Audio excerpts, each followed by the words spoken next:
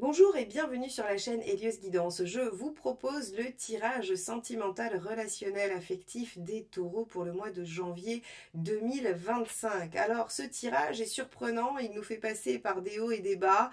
On a des premières impressions, puis ensuite on se dit ah ben non, en fait c'est l'inverse et on finit quand même pas trop mal. Vous allez voir, je vous invite à suivre ces montagnes russes avec moi dans le tirage qui va suivre. Mais avant, bien évidemment, vous savez qu'il faut vous abonner si ce n'est pas encore fait parce que c'est ainsi que la chaîne grandit et continue d'exister. Donc merci infiniment pour vos abonnements et pour vos likes, vos partages et vos commentaires qui aident grandement la chaîne à se déployer. Merci à tous et bon visionnage.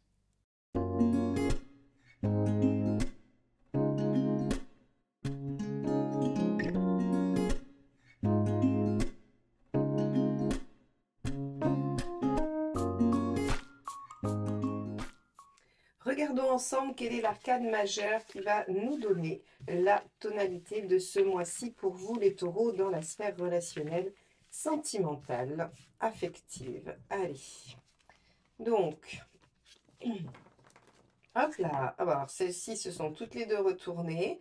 Papesse et empereur. Alors, on va les garder. Hein. Je vais vous proposer qu'on les garde toutes les deux puisqu'elles se sont retournées toutes seules. Hop, je vous les installe et je vous les explique. Alors là, Papesse et l'empereur sont deux cartes assez positives parce qu'il y a de la réflexion sur de l'engagement. On est en train d'essayer de trouver soit une stratégie, soit de réfléchir à une possibilité par rapport à l'empereur de continuité, de persévérance, d'engagement, du fait de poser des bases solides. Donc, ces deux cartes sont plutôt le démarrage ou la réflexion qui va précéder quelque chose qui va durer dans le temps. Très bien. Alors, regardons en quoi elles vont nous aider à mieux comprendre ce qui se passe pour vous dans cette sphère sentimentale, relationnelle sur le mois de janvier 2025. Allez, les taureaux, c'est parti. On va commencer par vous. Quel est votre état d'esprit ? Alors, on a la Lune. Alors, effectivement, vous êtes en train de réfléchir, de penser, d'imaginer des choses. Alors, vous pourriez aussi être un petit peu d'humeur variable, c'est-à-dire osciller entre différentes idées, différentes postures au regard de cette papesse et de cet empereur. Vous pourriez hésiter. Alors, l'hésitation avec la Lune, c'est vraiment parce qu'il y a la papesse et l'empereur juste à côté.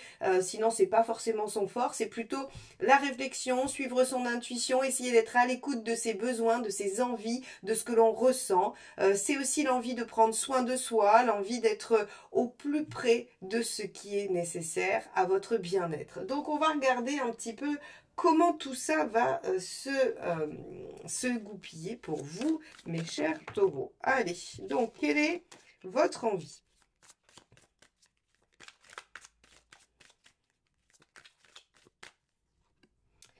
Le hiérophante, encore un arcane majeur. Hein. Là, pour l'instant, on est sur la lune arcane majeur, le hiérophante arcane majeur. Donc, c'est un mois important pour vous. Un mois durant lequel, probablement, vous allez prendre des décisions importantes pour l'année 2025 parce que vous vous dites que c'est peut-être le moment de choisir une direction, de vous engager dans une voie, de poser les bases de quelque chose. Et le hiérophant, c'est l'envie d'évoluer, l'envie d'avancer, l'envie de passer un cap.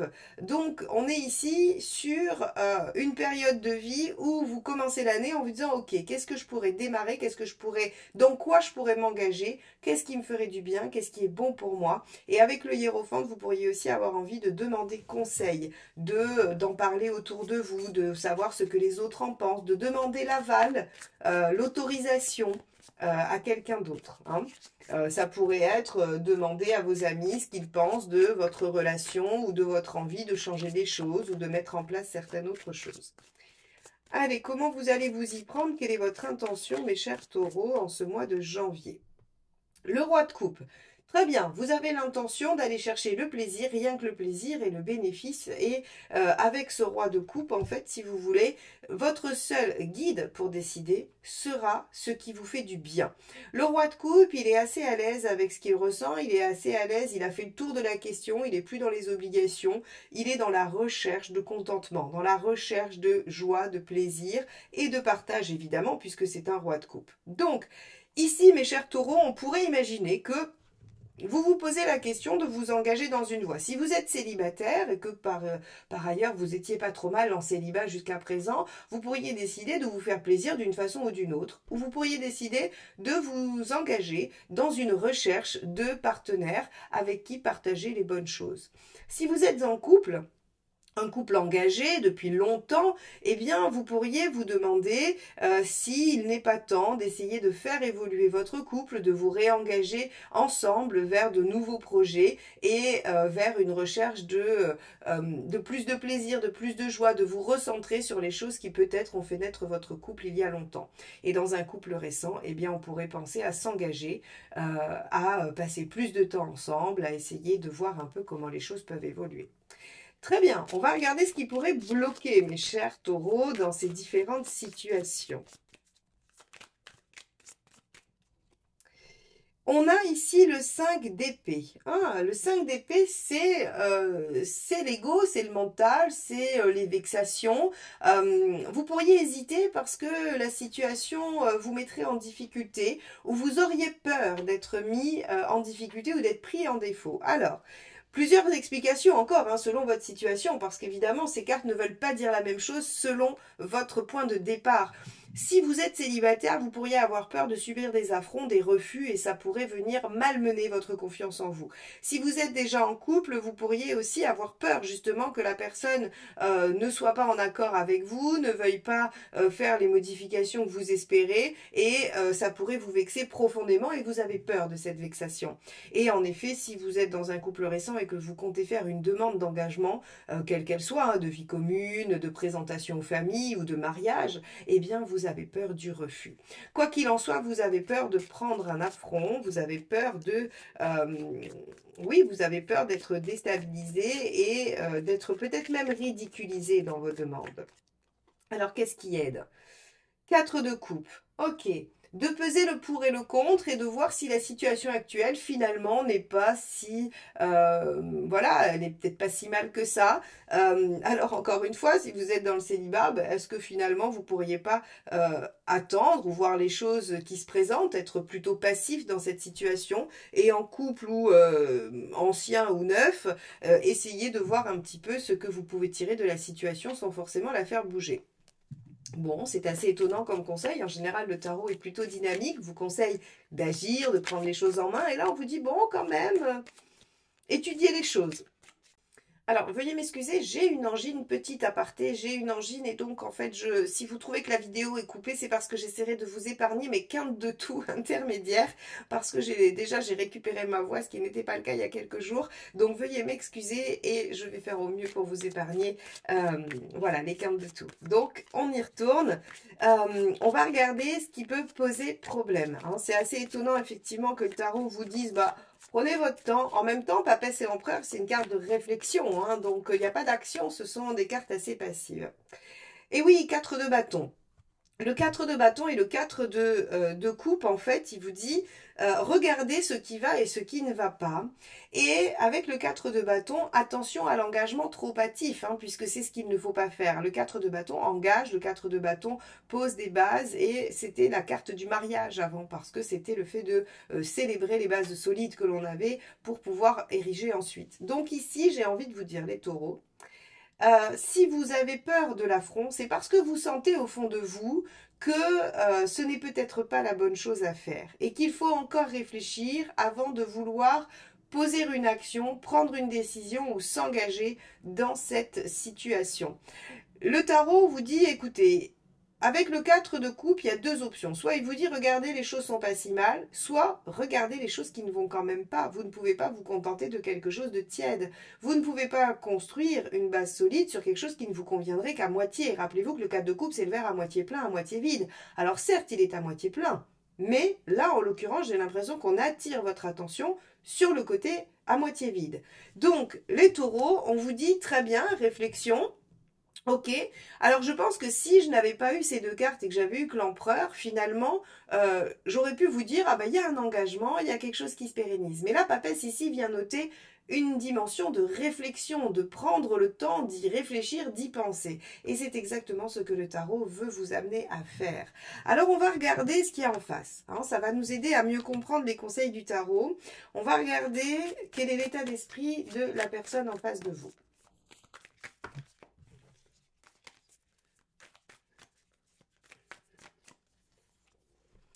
On a un 6 de bâton, on a quelqu'un qui veut gagner, on a quelqu'un qui veut se battre, on a quelqu'un qui veut dépasser les obstacles. Le 6 de bâton, c'est je suis prêt à rentrer dans la bataille et à être victorieux coûte que coûte. Alors, quelle est cette bataille?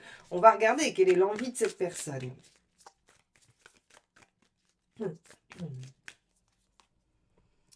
Le roi de coupe, tiens donc, vous aviez le roi de coupe en intention et cette personne a le roi de coupe en envie. Alors, en envie, on est surtout sur de la légèreté, hein, c'est-à-dire que c'est pas tout à fait la même tonalité que votre positionnement. Où vous avez l'intention de vous servir de ça comme guide, hein, vous avez l'intention de retrouver la joie et les plaisirs. Ici, la personne, elle a envie d'être dans quelque chose de léger. Ça veut dire qu'en fait, elle n'est pas disposée à s'engager. Elle n'est pas disposée à s'engager ou alors elle n'est pas fiable dans l'engagement. Parce que le roi de coupe, c'est quand même celui ou celle qui aimerait bien savoir si l'herbe est plus verte ailleurs. Donc, c'est pas forcément très positif. Alors, je suis pas en train de vous dire que votre partenaire vous trompe.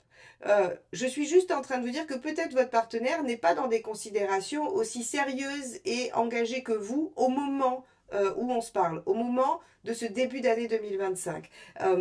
Il en faut bien plus pour interpréter une tromperie ou une trahison, hein, bien sûr. Le roi de coupe, c'est juste, j'ai envie d'être dans la légèreté et le plaisir, mais pas forcément l'engagement et le fait que les choses s'entérinent. Donc, célibataire, vous pourriez rencontrer quelqu'un qui ne veut que du léger, que du superficiel. Et pour les autres, vous pourriez avoir quelqu'un en face de vous qui veut simplement être dans le roi de coupe, mais pas dans l'engagement. Ok. Voyons voir l'intention de cette personne. Cavalier de denier. De continuer comme ça, de laisser les choses évoluer doucement. Le cavalier de denier, c'est pas le cavalier le plus rapide hein, de la cour, et c'est celui qui fait les choses petit à petit, au fur et à mesure, en son temps. Alors, soit vous avez en face de vous quelqu'un qui aime sa liberté, qui aime se sentir justement libre et non attaché, soit vous avez quelqu'un qui pour le moment a besoin de laisser du temps, a besoin de retrouver le plaisir. Alors là où vous pouvez vous retrouver, c'est sur le roi de coupe, c'est-à-dire que vous pouvez passer des très bons moments ensemble et attendre pour les questions plus importantes. Allons voir ce qui pourrait bloquer. La grande prêtresse. Alors, de mentir, de cacher, de ne pas dire. Hein, parce que là, en négatif, la grande prêtresse, c'est celle qui garde pour elle, c'est celle qui n'explique pas, c'est celle qui ne dit pas. Donc, ce qui pourrait bloquer, c'est les mensonges, c'est les non-dits. Il est complexe votre tirage parce qu'on n'arrive pas trop bien à savoir qui ment à qui. Est-ce que c'est vous qui ne devez pas dire, en tout cas qui devez cacher vos intentions d'engagement ou de pérennité mais on nous dit que c'est pas bon. Est-ce que c'est ce que la personne, c'est les intentions de la personne qui n'est pas bon de vous cacher? Moi, j'aurais tendance à dire qu'en fait, c'est ce qui pourrait bloquer, c'est que vous sentez qu'en face de vous, on vous dit pas tout, ce qui fait que vous pressentez le 5 d'épée, la vexation si vous vous parlez, si vous vous dites des choses. Je pense qu'on est plutôt sur cette tonalité-là. Hein. Bon, allons voir les deux conseils, les deux facilitateurs. Alors, celle-ci, c'est retourner dans le jeu. On va regarder qu'est-ce que c'est. Roi de denier. Ouais. Soyez constant, soyez dans la même dynamique qu'avant, ne changez rien. Hein. Le roi de denier, c'est celui qui change rien puisque tout va bien, puisque tout est déjà établi. Il reste dans sa position. Donc, on vous dit, les taureaux, ce n'est pas le bon mois pour engager quelque chose. Il vaut mieux rester sur du léger et le 5 de coupe. Demandez-vous si ça vous convient. Aïe, aïe, aïe, aïe, aïe. Les taureaux, il va être plutôt judicieux d'activer la papesse que l'empereur. Hein. C'est-à-dire qu'il va vraiment falloir vous poser la question de est-ce que cette situation vous convient, est-ce que cette situation vous va. Encore une fois, le 4 de coupe ici, on vous dit regardez les choses, regardez ce qui va, regardez ce qui ne va pas et essayez d'en tirer une conclusion. Vous avez cette volonté, cette intention d'aller vers le roi de coupe, vers plus de joie, plus de partage, plus de plaisir. Est-ce que c'est avec la personne qui est en face de vous ou que vous allez rencontrer? C'est pas sûr. parce qu'il y a visiblement quand même une dissonance entre vous et l'autre. Alors est-ce que cette dissonance elle est passagère? C'est fort possible. Est-ce qu'elle est fondamentale, structurelle? C'est possible aussi. Ça dépendra évidemment de chacune de vos situations et du degré hein, de la relation qui existe déjà. Allons voir où vous en êtes à la fin du mois, ça pourra nous aider à mieux cerner les choses. Allez. Comment se termine ce mois de janvier pour les taureaux qui étaient dans une dynamique d'engagement, d'évolution, de faire quelque chose de chouette et à qui j'ai l'impression on coupe un peu l'herbe sous le pied. Hein. Allez, comment vous finissez le mois? 10 de coupe, c'est pas mal. Ça veut dire que vous savez exactement ce que vous voulez, où vous voulez en venir, la situation idéale pour vous. Donc la papesse a été positive, ça c'est plutôt pas mal.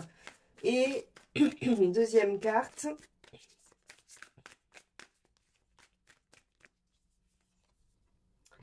La reine de coupe, waouh! Eh ben, écoutez, vous avez une fin de mois plutôt pas mal du tout. Je pense que vous allez comprendre pas mal de choses, que le fait d'avoir pris le temps va permettre de se retrouver sur le roi de coupe et de ne pas trop mettre de pression sur cette relation, de retrouver une forme de légèreté. Je pense que c'est ça finalement la façon de clôturer ce mois-ci, c'est de vous dire peut-être que vous aurez des envies de structurer, de rassurer, d'être rassuré peut-être par quelque chose de stable, quelque chose qui s'engage, mais on vous dit regardez, la situation ou le moment n'est peut-être pas idéal, hein, il vaut mieux peut-être rester sur quelque chose de l'ordre uniquement du plaisir, et c'est ce qui se passe à la fin, puisque vous êtes dans le 10 de coupe et la reine de coupe, donc on est sur quelque chose qui évolue de façon très positive, affectivement, vous savez ce que vous voulez, et vous êtes dans un échange harmonieux, et dans une, à mon avis, dans un dialogue sincère. La reine de coupe, elle dit les choses avec émotion, elle dit les choses qu'elle ressent,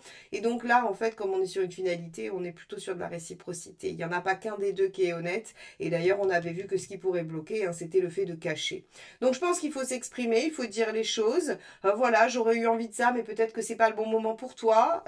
Et l'autre pourrait vous répondre, bah oui, peut-être que je préférerais qu'on aille plus lentement ou qu'on fasse des choses tranquillement ou qu'on laisse évoluer la situation. Et peut-être que ce dialogue sincère et honnête vous permet de construire quelque chose ensemble. En tout cas, vous finissez le mois dans de bonnes circonstances. Donc vous voyez, il va peut-être y avoir sur le mois de janvier un moment où vous allez vous sentir en décalé avec la personne avec qui vous êtes ou que vous rencontrez. Et le simple fait de dialoguer, de parler, de ne rien se cacher permet de retrouver une très belle harmonie. Voilà pour vous mes taureaux, j'espère que ce tirage vous sera utile. Si vous suivez ces conseils, a priori, vous arrivez à une situation plutôt sympathique. Donc, je vous souhaite cette issue agréable et positive pour vous tous. En attendant, merci de m'avoir écouté jusque-là. Très beau mois de janvier et à bientôt pour de nouvelles guidances. Bye bye.